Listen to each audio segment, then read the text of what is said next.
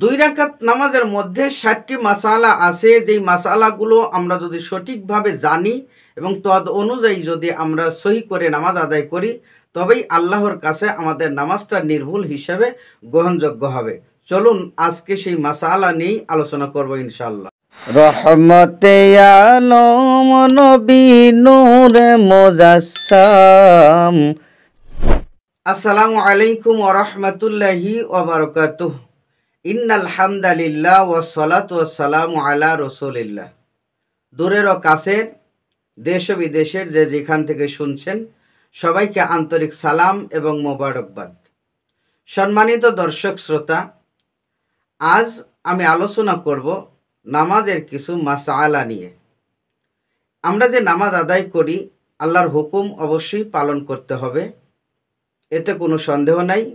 যদি কেউ ইচ্ছা করে ফরজ হুকুম নামাজ ছেড়ে দেয়, তাহলে আল্লাহ রসুল বলেন, মান তারাকা সলাতা মুতাআম্মিদান ফাকাদ কাফারা, যে ইচ্ছাকৃতভাবে নামাজ ফরজ নামাজ ছেড়ে দিল, সে আল্লাহর সাথে কুফরি করল। সুতরাং আমরা মুসলমান, আমাদের নৈতিক দায়িত্ব নামাজ আদায় করা।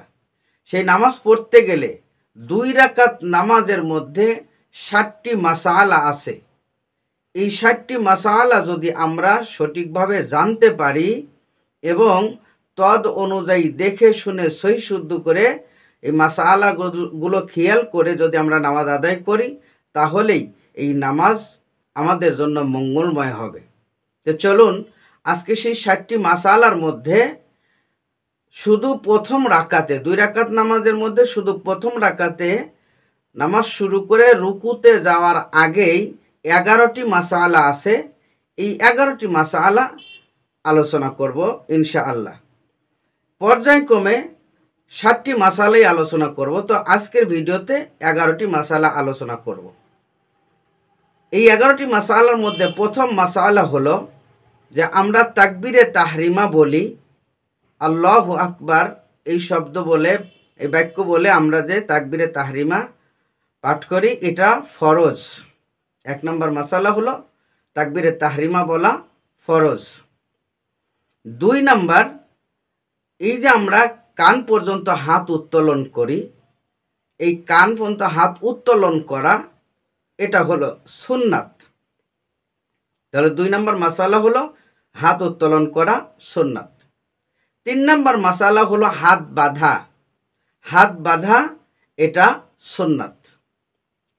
আর 4 নম্বর মাসআলা হলো যে আমরা হাত বাঁধার পরেই সানা পাঠ করি, আল্লাহর গুণগান সানা, এই সানা পাঠ করাও সুন্নাত। সানা পাঠ করার পরে 5 নম্বর মাসআলা, যখন আমরা সূরা শুরু করব তার আগে তাউস পড়তে হবে, আউযু বিল্লাহি মিনাশ শাইতানির রাজিম, এটুকু পাঠ করাও সুন্নাত। 6 নম্বর মাসআলা, তাউস পড়ার পরেই তাসমিয়া পড়তে হবে, বিসমিল্লাহির রহমানির রহিম, এটা পাঠ করাও সুন্নাত। 7 নম্বর মাসআলা হলো যে সূরা ফাতিহা পাঠ করা, যেটা রসুল বলেছেন, লা সলাতা ইল্লা বিল ফাতিহাতিল কিতাব, সূরা ফাতিহা ছাড়া নামাজ হয় না। এই জন্য সূরা ফাতিহা পাঠ করা এটা ওয়াজিব, অবশ্যই সূরা ফাতিহা পাঠ করতে হবে। এরপর 8 নম্বর মাসআলা হলো সূরা ফাতিহা যখন শেষ হয়ে যাবে, তখন আমিন এই শব্দটা পাঠ করা সুন্নাত।